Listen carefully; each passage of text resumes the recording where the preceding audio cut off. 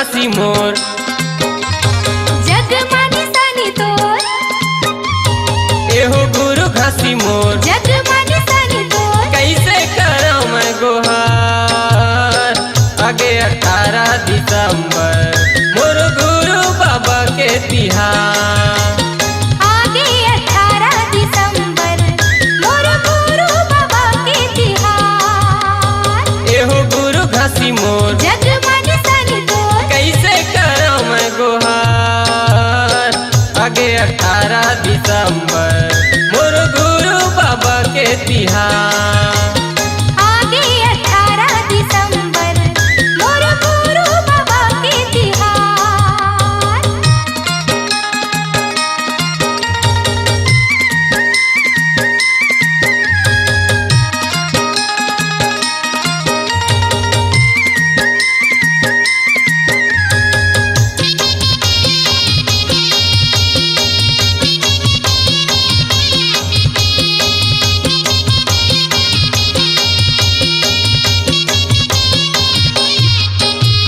सब सतनामी मन के भाग है जागे हमर गुरु बाबा हा जन्म लेके आगे हमर गुरु घासी हा जन्म लेके आगे गज मोतियन लके चौका पुराए सोन के थारी मदिया न जलायो सोन के थारी मदिया न जलायो एहो गुरु घासी मोर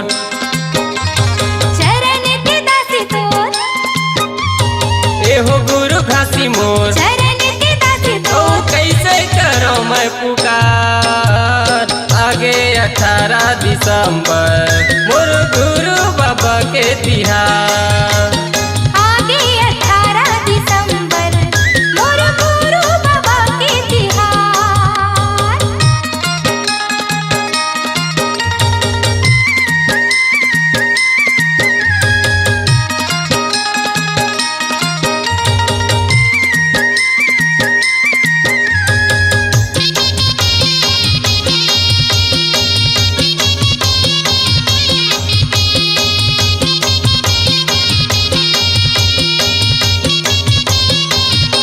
घट घट माँ सत्य नाम बसे है सादा के झंडा जट खाम लगे है सादा के झंडा जट खाम लगे है गुरु के जन्मदिन संतो आगे सबो संतन के संगी मन हर सागे सबो संतन के संगी मन हर सागे जय हो सतनाम मोर हाँ महिमाया पार तो जय हो सतनाम मोर महिमाया पार तो देवे माया औ दुलार आगे 18 दिसंबर मोर गुरु बाबा के तिहार आगे 18 दिसंबर मोर गुरु बाबा के तिहार एहो गुरु घासी मोर जग मन सानी तोर कैसे करूं मैं गुहार आगे 18 दिसंबर मोर गुरु बाबा के तिहार आगे 18 दिसंबर मोर गुरु बाबा के तिहार आगे 18 दिसंबर मोर गुरु बाबा के तिहार